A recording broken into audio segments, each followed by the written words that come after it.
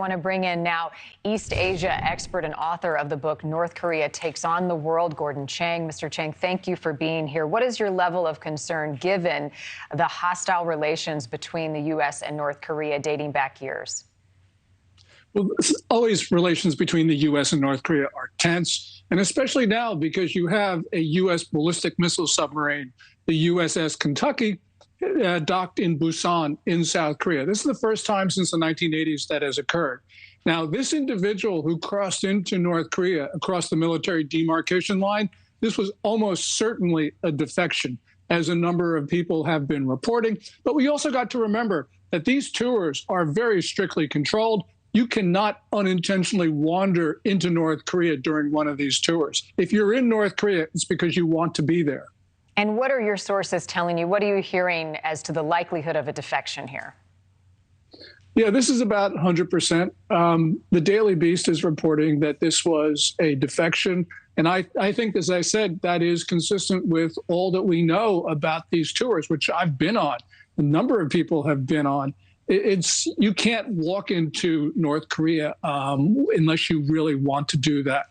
And the Daily Beast is reporting that this person made a break for it, yelling, ha, ha, ha, as he ran over, and that the tour operators told the other tourists not to share images of what occurred.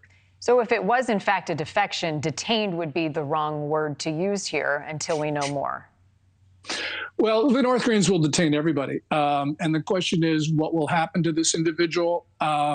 This is extremely rare. You very rarely have people defecting into North Korea, especially U.S. soldiers. But this is a reflection of what's happening in U.S. society.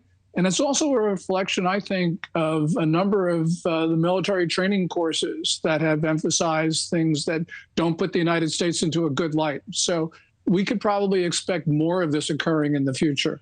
Mr. Chang, the fate of American citizens held in North Korea is not always clear. Some are voluntarily released. Others are facing criminal charges or have in the past. They've been tortured. We know the case of Otto Warmbier. How is each case treated differently in accordance to North Korea? What should we expect as a next move here? I'd expect the North Koreans to tout the defection of this soldier as a propaganda victory. Remember, we're coming up on the 70th anniversary of the Korean War armistice. That's the 27th of this month. There are going to be big celebrations in Pyongyang. We can expect all sorts of propaganda about this soldier, especially because, remember, there are so many North Koreans that try to defect to the south. The North is going to use any defection in the opposite direction to the maximum effect. Some have criticized the U.S. for being inconsistent in terms of the policies and some of the things they have put in place to hold North Korea accountable for some of the recent nuclear missile launches. Is the U.S. being ambiguous about how they approach North Korea? Could they be more tough? Well, it's certainly ineffective. I mean, after every North Korea missile launch, which is a violation of UN sanctions, we say we'll hold them accountable, but we don't do anything. And the only thing that's ever really been done was during the Trump administration in 2017, when we targeted a Chinese bank that had been supporting North Korean activities. But apart from that, over the course of decades, we've done nothing. And that's the reason why South Korea now is doubting America's resolve to defend the South, which is the reason why our ballistic missile submarine is there, which is to send a message to North Korea, but more important, a message to South Korea that the U.S. stands behind its South Korean ally. And this has really been the result of very ineffective American policy. Republicans, Democrats, liberals, and conservatives, we have failed to stop North Korea developing the world's most destructive weapons, and people in the region have noticed.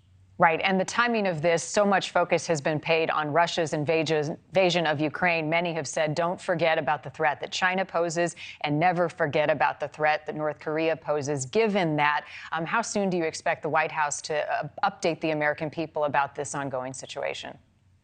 I don't think the White House will. Maybe the Pentagon or the State Department will say something, but I don't expect to hear very much in the way of news out of the U.S. because this is embarrassing. But we do expect to hear a lot from North Korea about all of this. Thank you for watching. Go to newsnationnow.com to find NewsNation on your television provider. And don't forget to click the red subscribe button below to get more of NewsNation's fact-driven, unbiased coverage.